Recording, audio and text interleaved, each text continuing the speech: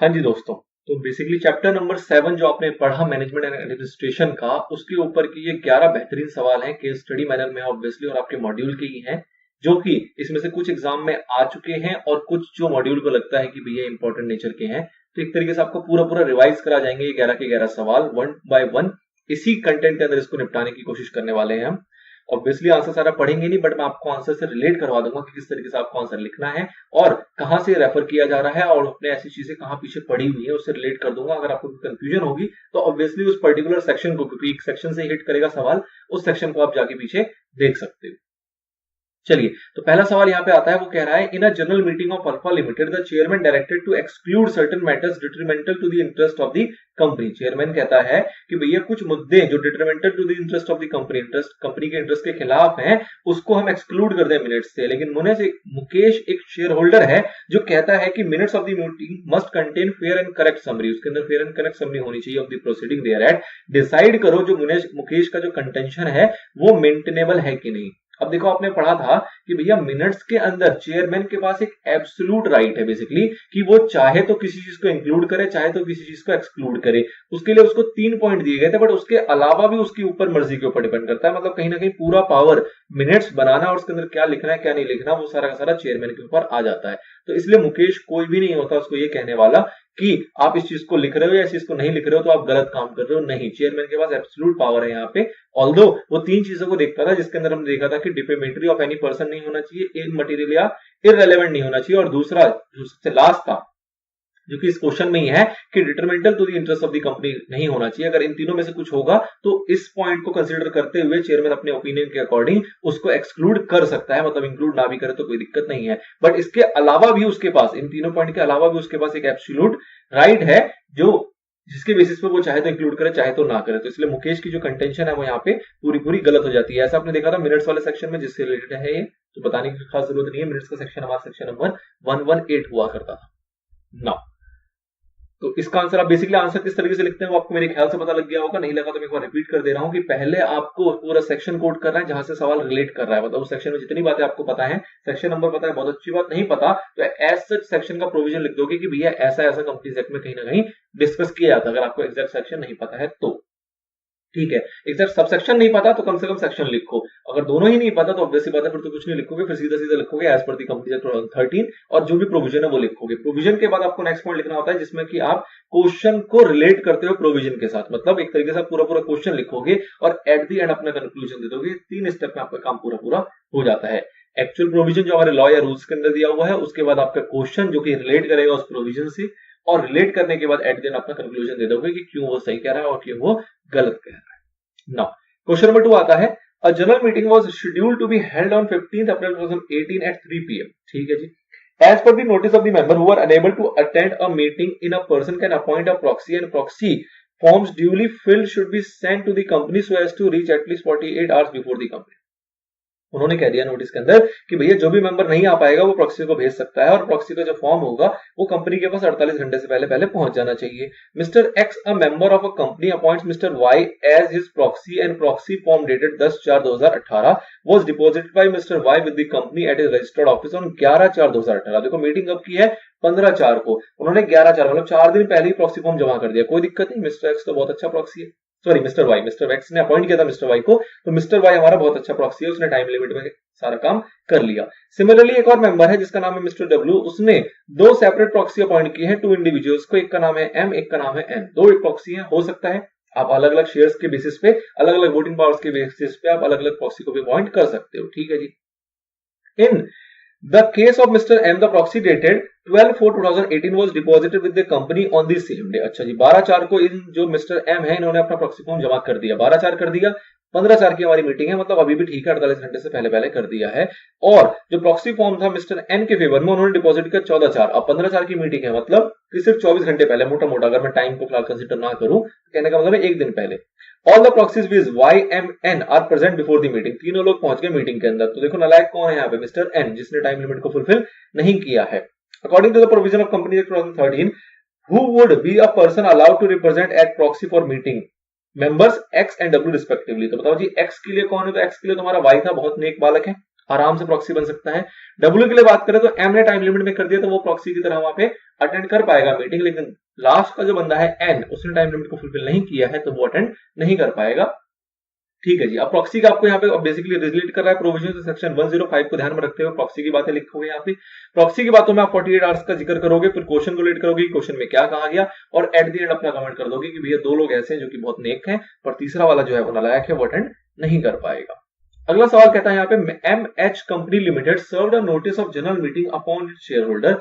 The notice stated that the issue of sweat equity shares would be considered at such meeting. Notice में लिख दिया गया कि equity shares को consider किया जाएगा। Mister A, a share holder of MH company limited, complains that की issue of sweat equity shares was not specified fully in the notice. मतलब कि आपने ये तो लिख दिया कि स्वेट इक्विटी शेयर को इश्यू किया जाएगा, लेकिन फुल्ली उसको स्पेसिफाइड नहीं किया, मतलब उसके बाकी पर्टिकुलर्स नहीं बताया आपने।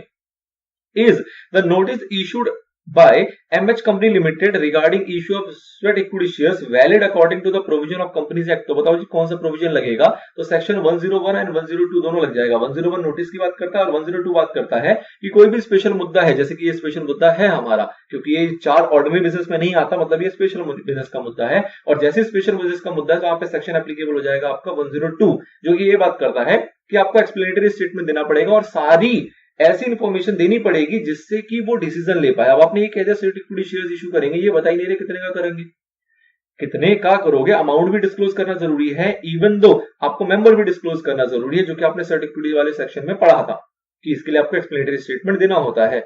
चलिए, तो यहाँ पे ऑब्वियस सी बात है, जो नोटिस दिया गया है वो वैलिड नेचर का नहीं है, क्योंकि जो भी और रेलेवेंट पर्टिकुलर्स थे वो प्रोवाइड नहीं किए गए, सिवाय इसलिए बताने के कि हम स्वेट इक्विटी शेयर इशू करने जा रहे हैं। तो 102 की यहाँ पे जिक्र करोगे कि भैया मटेरियल फैक्ट्स वगैरह देना होता है, अनेक्चर में सारी चीजें बतानी होंगी जिसके बेसिस पे वो डिसीजन ले सके। तो इसलिए जो आपका ऑब्जेक्शन मेंबर कर रहा है वो बिल्कुल यहाँ पे वैलिड है, आपका नोटिस जो है वो as per act, as per section नहीं है। अगला सवाल आता है, messrs Tulip limited maintain a register of member at registered office in Mumbai, a group of member residing in Kolkata want to keep the register of members at Kolkata. अब ये register की बात होगी सेक्शन 88 जहां पे बात करता है रजिस्टर ऑफ मेंबर। अब ये कह रहे हैं कि कुछ लोग कोलकाता में रहते हैं, वो चाहते हैं कि कोलकाता में रख ले, तो क्या पॉसिबल है कि नहीं है?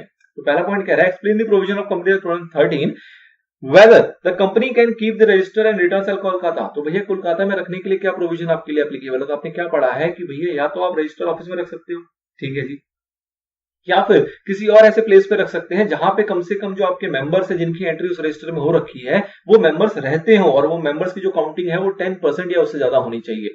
तो अगर कोलकाता में ऐसा पॉसिबल है कि भैया 10% उससे ज्यादा लोग रहते हैं, तो बेसिकली आपको प्रोविजन लिखना है पूरा, और एट द एंड आंसर लिखोगे कि भैया हाँ ऐसा पॉसिबल है कि कोलकाता में रखा जा सकता है रजिस्टर और रिटर्न को, बशर्ते कि जो प्रोविजन हम बता रहे हैं उसकी कंप्लायंस वहां पे हो रही हो।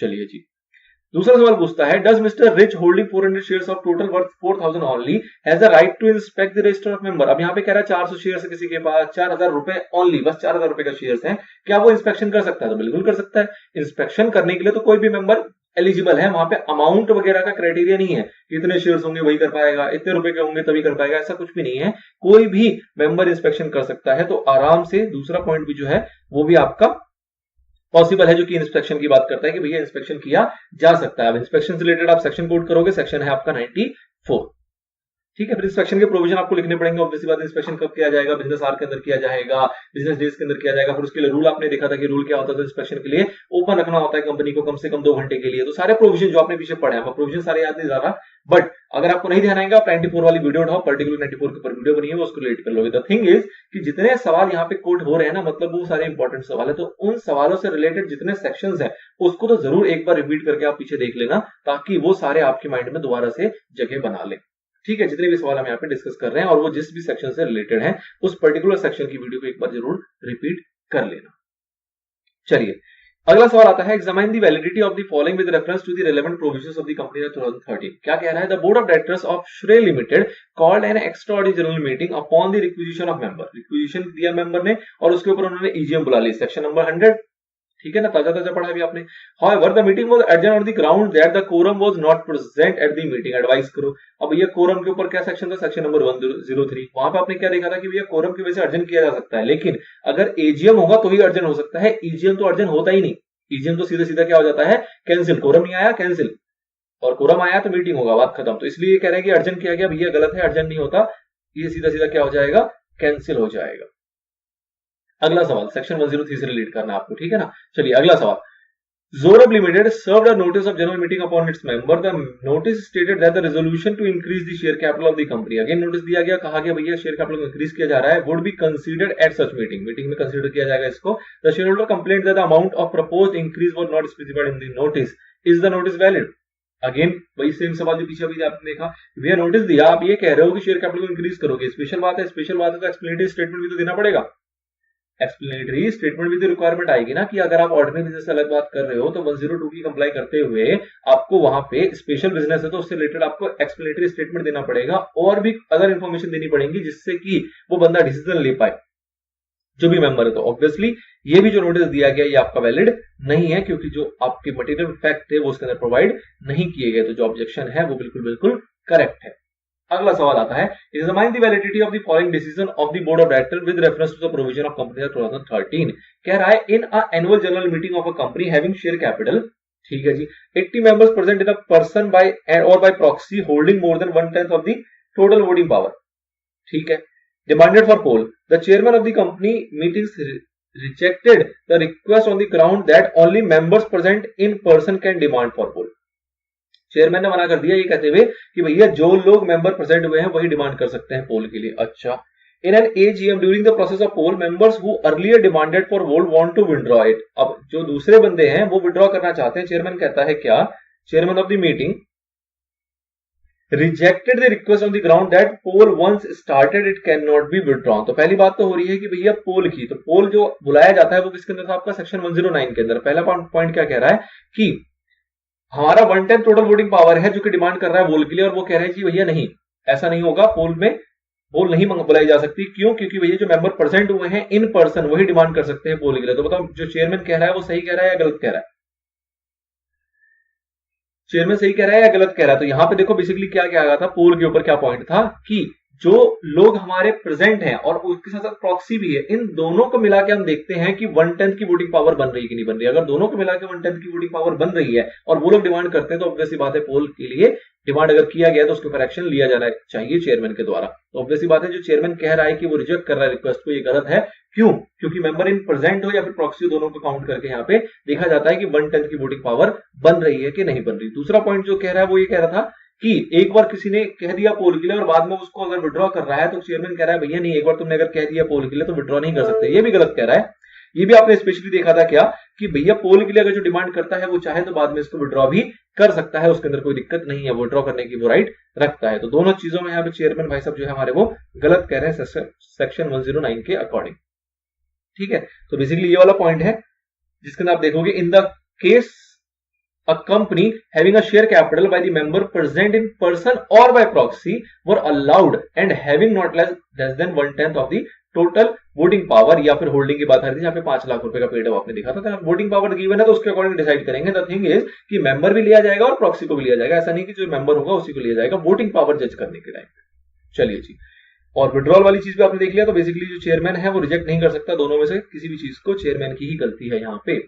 अगला पॉइंट आता है सेक्शन क्वेश्चन नंबर 8 जो की बात कर रहा है कि सिर्ज a share holder gives a notice for inspecting proxy. Proxy को इंस्पेक्ट करना चाह रहा है 5 days before the meeting is schedule, 5 दिन पहले.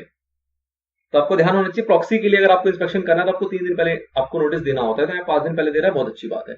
एंड अप्रोच कर रहा है कंपनी को 2 days before the schedule meeting for inspecting the same. अब कह रहा है 2 दिन पहले इंस्पेक्शन करवा दो जी, ये गलत कह रहा है. What is the legal position relating to this action as per the provision of the company act. तो बेसिकली क्या कह रहा है यहाँ पे, प्रॉक्सी की इंस्पेक्शन की बात कर रहा है, सेक्शन 105 लग जाएगा. 105 के अंदर क्या लिखा गया था कि अगर आपको प्रॉक्सी का इंस्पेक्शन करना है तो आप 3 दिन पहले एक तो रिक्वेस्ट दोगे, इसने 5 दिन पहले दे दिया, बहुत अच्छी बात है.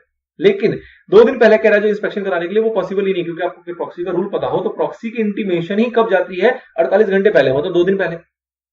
अब इंस्पेक्शन के लिए क्या कहा गया है, 24 घंटे पहले, कि भैया आप 24 घंटे पहले आप इंस्पेक्शन की डिमांड कर सकते हो, लेकिन 48 आवर्स पहले नहीं कर सकते. फिर इंस्पेक्शन के लिए वही बिजनेस आवर वाली जो रूल है वो चलती है यहाँ पे. तो यहाँ पे सिर्ज का जो काम है वो आधा तो करेक्ट है लेकिन आधा गलत है, ठीक है. चलिए मैं एक सेकंड जरा इसको रोक के इसको पावर कनेक्ट कर दूं, ये थोड़ी सी दिक्कत दे रहा है हमें, जस्ट अ मिनट. हाँ जी दोस्तों, सॉरी फॉर डिस्टर्बेंस. नेक्स्ट हमारे पास सवाल आता है क्वेश्चन नंबर 9 जो क्या बात कर रहा है, कह रहा है Miraj limited held it's AGM on September 15, 2018. बहुत बढ़िया. The meeting was presided over by Mr. Venkat, the chairman of the company's board of director on September 17, 2018. Venkat जो चेयरमैन हैं, without signing the minutes of the meeting, left India to look after his father who fell sick in London. चलो जी, ये चले गए India के बाहर. Referring to the provision of the company 2013, examine the manner in which the minutes of the above meeting are to be signed in the absence of Mr. Venkat and by whom. कौन sign करेगा? तो अब देखो, पहले तो meeting देखना पड़ेगा कौन सी मीटिंग है, क्योंकि मीटिंग के आपने 3 कैटेगरी देखी हुई थी. बोर्ड मीटिंग का अलग था, उसके बाद जो आपकी जनरल मीटिंग होती है उसके लिए प्रोविजंस अलग था. तो बेसिकली यहां पे बात कर रहा है जनरल मीटिंग के ऊपर. तो जनरल मीटिंग के ऊपर आपने क्या देखा था कि आपकी मीटिंग एक बार खत्म हो गई तो उसके बाद मिनट्स के अंदर साइन करना होता है किसके द्वारा? चेयरमैन के द्वारा. लेकिन अगर चेयरमैन चला जाता है, डेथ हो जाती है, इनएबिलिटी टू साइन था, तो वहां पे आपने देखा था कि बोर्ड किसी भी डायरेक्टर को ऑथराइज कर सकती है इसकी साइनिंग के लिए. ठीक है ना? तो मिनट्स का बेसिकली पॉइंट है सेक्शन 118, जिसके अंदर आपने देखा था कि भैया हर एक पेज पे साइन होना चाहिए, जिसके अंदर आपने देखा था कि हर एक पेज पे इनिशियल साइन होगा और लास्ट पेज पे डेटेड एंड साइन होगा. डेटेड एंड साइन किसके द्वारा होगा? तो वहां पे कहा गया था जो भी जनरल मीटिंग का चेयरमैन है वो साइन करेगा, और अगर इन केस उसकी डेथ हो जाती है या फिर वो इनेबल है किसी भी रीजन की वजह से, तो उस केस में जो भी ऑथराइज किया जाएगा डायरेक्टर वो उसको साइन कर सकता है. तो यहाँ पे बेसिकली क्या होगा? जो भी ऑथराइज डायरेक्टर होगा वो उसको साइन करेगा. नाउ क्वेश्चन नंबर 10 आता है आपके पास. Infotech limited was incorporated on 1/4/2016. No general meeting of the company has been held till 30/4/2018. अच्छा जी, 1/4/16 को कंपनी बन गई, 30/4/18 तक कोई जनरल मीटिंग नहीं हुई, कोई भी ईजीएम नहीं हुआ. देखो फर्स्ट ईजीएम का रूल आपको ध्यान रखना है, सेक्शन नंबर 96 का. Discuss the provision of the Companies Act 2013 regarding the time limit for holding the first AGM of the company and the power of the registrar to grant extension for time for the first AGM. तो देखो जी 96 क्या कहता था, AGM कब हो जानी चाहिए? तो जिस साल भी आपकी कंपनी बनी है वो साल जैसे खत्म हुआ उसके 9 महीने के अंदर अंदर. 1/4/16 का कंपनी बनी, साल कब खत्म होगा? 31 मार्च 2017. तो आपकी एजीएम कब हो जानी चाहिए? 31 दिसंबर 2017 में. उसके बाद बात आ रही है रजिस्ट्रार की एक्सटेंशन की. तो रजिस्ट्रार एक्सटेंशन जो दे सकता है वो दे सकता है 3 महीने का, लेकिन अदर देन फर्स्ट एजीएम, मतलब फर्स्ट एजीएम में कोई एक्सटेंशन नहीं दे सकता रजिस्ट्रार, उसके अलावा बाकी की एजीएम में 3 महीने का एक्सटेंशन दे सकता है. तो यहाँ पे पूरा कॉन्ट्रावेंशन हो रहा है. तो 96 के बाद 99 का जो सेक्शन था उसके अकॉर्डिंग क्या होगी? यहाँ पे पनिशमेंट मिलेगी, क्योंकि वो 96 का सेक्शन फॉलो नहीं किया जा रहा है इस कंपनी के अंदर. नाउ क्वेश्चन नंबर 11 आता है. The article of association of DGA limited require the personal presence of 7 members to constitute quorum of the general meeting. The company has 965 members. अब ध्यान रखो 965 है मतलब 1000 से नीचे. 1000 से नीचे है तो एज पर सेक्शन नंबर 103 कितने कोरम होने चाहिए? होने चाहिए 5 कोरम. इनका आर्टिकल क्या कह रहा है? कितने होने चाहिए? 7 होने चाहिए. तो सेक्शन 103 जो है वो ये कहता है कि भैया या तो 5 या तो जो आर्टिकल ने कहा विच एवर इज हायर. तो यहाँ पे आपके रूल के हिसाब से 5 हो रहा है, आर्टिकल कह रहा है 7, तो विच एवर इज हायर 7. तो आपके पास 7 आपके पास होने चाहिए. ओके, आगे बढ़िए. The following person were present in EGM. अब ये सारे लोग ईजीएम में आए हैं, तो आपको देखना है किस लिए आए हैं? अपॉइंटमेंट हो रहा है एमडी का. तो आपको ध्यान देना है कि किन किन लोगों को काउंट किया जाएगा, किन किन लोगों को काउंट नहीं किया जाएगा, कोरम बन रही है कि नहीं बन रही है, और कोरम अगर नहीं बन रही होगी तो दिस इज ईजीएम. ईजीएम है मतलब कि अर्जेंट नहीं होगा, सीधा सीधा क्या हो जाएगा? कैंसिल हो जाएगा. तो देखो जरा, सबसे पहले कह रहा है A the representative of governor of Uttar Pradesh. Okay, तो आपको ध्यान देना पड़ेगा रिप्रेजेंटेशन का. रिप्रेजेंटेशन के ऊपर सेक्शन आया था कौन सा? सेक्शन नंबर 112 और 113 था. 112 जो बात करता था वो बात करता था गवर्नर और प्रेसिडेंट की, और कॉर्पोरेशन और क्रेडिटर की बात की जाती थी किसके द्वारा? सेक्शन नंबर 113 के द्वारा. तो यहाँ पे कह रहा है ए है जो रिप्रेजेंटेटिव है गवर्नर ऑफ उत्तर प्रदेश का, तो ऑब्वियस बात है इसको तो कोई रोक ही नहीं सकता. सेक्शन 112 के अकॉर्डिंग इसको काउंट किया जाएगा एज अ मेंबर, क्योंकि उसमें कहा गया था कि गवर्नर ना आए तो वो किसी को एज अ रिप्रेजेंटेटिव भेज सकता है, और वो रिप्रेजेंटेटिव भी सारी पावर रखता है. कौन सी वाली? एज अ मेंबर की. नाउ बी और सी जो है वो शेयर होल्डर है प्रेफरेंस शेयर्स के. तो क्या इनको काउंट किया जाएगा? तो देखो ध्यान करो, जब प्रेफरेंस शेयर्स की वोटिंग की बात होती है तो उसमें देखा था कि प्रेफरेंस शेयर्स तो वोट सिर्फ उन्हीं मुद्दों पे कर सकता है जिसमें उसके इंटरेस्ट के साथ छेड़खानी हो रही है, मतलब उससे रिलेटेड कोई डिसीजन लिया जा रहा हो. अपॉइंटमेंट कर रहा है मैनेजिंग डायरेक्टर का, उसका प्रेफरेंस शेयर्स का कोई लेना देना नहीं होता. तो यहाँ पे सिर्फ और सिर्फ हम इक्विटी शेयर्स को देखेंगे. बी और सी आए हैं, बहुत अच्छी बात है, लेकिन इनको काउंट नहीं किया जाएगा for the purpose of quorum. Okay, अगला डी है जो रिप्रेजेंट कर रहा है वाई लिमिटेड और जेड लिमिटेड को. दो कंपनी को रिप्रेजेंट कर रहा है, तो सेक्शन नंबर 113 लग जाएगा रिप्रेजेंटेशन का, जहां पे कहा गया था कि कॉर्पोरेशन को रिप्रेजेंट किया जा सकता है, वो किसी को भी एज अ रिप्रेजेंटेटिव ऑथराइज मतलब अपॉइंट कर सकती है. ऑब्वियसली बात है यहाँ पे एक रेजोल्यूशन होना चाहिए बोर्ड के द्वारा. तो अगर रिप्रेजेंट कर रहा है तो ऑब्वियसली बात है मान के चल रहे हैं कि वो पॉइंट भी फुलफिल हो रहा होगा, बोर्ड रेजोल्यूशन यहाँ पे निकल चुका होगा. अच्छा जी, तो डी जो है रिप्रेजेंट कर रहा है दो लोगों को, वाई को भी कर रहा है, जेड को भी कर रहा है. तो ऑब्वियसली बात है वाई भी काउंट होगा 1 और जेड भी काउंट होगा 1, मतलब डी अकेले में 2 लोग काउंट हो जाएंगे. समझ में आ रही है बात? कि डी जो है वो दो लोगों का रिप्रेजेंटेटिव बन के आया, तो डी है अकेला, लेकिन वो कोरम में दो की काउंटिंग करवाएगा क्योंकि वो वाई का भी रिप्रेजेंटेटिव है और जेड का भी रिप्रेजेंटेटिव है। तो ध्यान रखना है, यहाँ पे डी अकेला है लेकिन दो लोगों का काम यहाँ पे कर रहा है। कुल मिलाकर 3 मेंबर हो चुके। आगे बढ़ते हैं। ई एफ जी एच जो है वो प्रॉक्सीज है शेयर होल्डर की। तो भैया शेयर होल्डर की जो प्रॉक्सीज होती हैं उसको कोरम की पर्पस के लिए काउंट नहीं किया जाता। जो 4 लोगों की प्रॉक्सीज हैं ये एज अ कोरम, मतलब जब कोरम की काउंटिंग होती है तो प्रॉक्सी को वहां पे काउंट नहीं किया जाता। तो can it be said that quorum was present in the meeting. तो भैया कोरम कितनी थी? तो एज पर रूल आपने देखा 5 7, विच एवर इज हायर 7 होनी चाहिए थी, बट एक्चुअल में कितने हैं? 3, सिर्फ और सिर्फ 3 है। तो इसलिए यहाँ पे कोरम प्रेजेंट नहीं है। तो भैया ये मीटिंग जो होगी वो हमारी क्या हो जाएगी? एडजर्न या कैंसिल। तो ऑब्वियस बात है कैंसिल। क्यों? क्योंकि ये ईजीएम है, एक्स्ट्रा ऑर्डिनरी जनरल मीटिंग है। ठीक है जी, तो इसके प्रोविजन को बहुत अच्छे तरीके से यहाँ पे लिखा गया है, आप भी लिख लोगे। मैंने 1 बाय 1 डिस्कस कर दिया आपको अच्छे तरीके से। चलिए मान के चलते आपको समझ में आया हो। थोड़ा बड़ा चैप्टर था, चैप्टर नंबर 7, बट हमने 1 बाय 1 आराम से अच्छे तरीके से क्लियर इसको कर लिया है। थोड़ी मेरी स्पीड रही हो बोलने की ज्यादा तो वो अलग बात है, उसको आप मिनिमाइज मैक्सिमाइज कर सकते हैं अपने यूट्यूब के फीचर्स के द्वारा। बट द थिंग इज कि कंटेंट वाइज हमने कुछ भी छोड़ने की यहाँ पे कोशिश नहीं की है। ऑब्वियस सी बात है, कंटेंट को शॉर्ट एंड सिंपल रखना था, इस वजह से थोड़ी स्पीड हो सकती है कि मेरी ज्यादा रही हो, बट कुछ भले के लिए ही है। मेरे ख्याल से आपकी कहीं ना कहीं काम आएगा। अगला चैप्टर आपके पास ताजा ताजा आएगा जो कि बिल्कुल इंटरेस्टिंग है। रिमेनिंग 3 चैप्टर जो हैं बहुत ही मजेदार चैप्टर हैं। इवन दो आप कहें जो ओल्ड कोर्स के बच्चे हैं उनके पास इंटर में, जिसको हम आईपीसीसी कहते थे, वहां पे सिर्फ और सिर्फ यहीं तक आता था। मतलब चैप्टर नंबर 7 सेक्शन नंबर 122 तक ही एप्लीकेबल हुआ करता था। सेक्शन नंबर 123 से आपके सीए फाइनल में आया करता था, जिस जमाने में हमने सीए बने थे, मतलब हमने पढ़ाई की थी। बट अब जो है आपके इंटर में कवरेज को बढ़ा दिया गया है, सेक्शन नंबर 148 तक आने लगा है। इसलिए जो ये 3 चैप्टर आप पढ़ने वाले हो, ये आप ऐसा समझ लो कि जो सीए फाइनल में पहले पढ़ा करते थे वो आपके इंटर में आ गया है, उसको आप पढ़ने वाले। तो आपको बिल्कुल ध्यान से पढ़ना है और बहुत ही मजेदार चैप्टर है क्योंकि फाइनल में रखा गया। तो आप सोच सकते हो बहुत प्रैक्टिकली रिलेट करेगा। ऑडिटर वगैरह की बात होगी, अपॉइंटमेंट वगैरह की बात होगी, फाइनेंशियल स्टेटमेंट्स की बात होगी, डिविडेंड डिक्लेरेशन की बात होगी। तो बहुत ही इंटरेस्टिंग है और कह सकता हूं कि मैं इतना लेंदी नहीं है जितना लेंदी आपका ये चैप्टर चला है। बहुत ही छोटे छोटे चैप्टर्स हैं।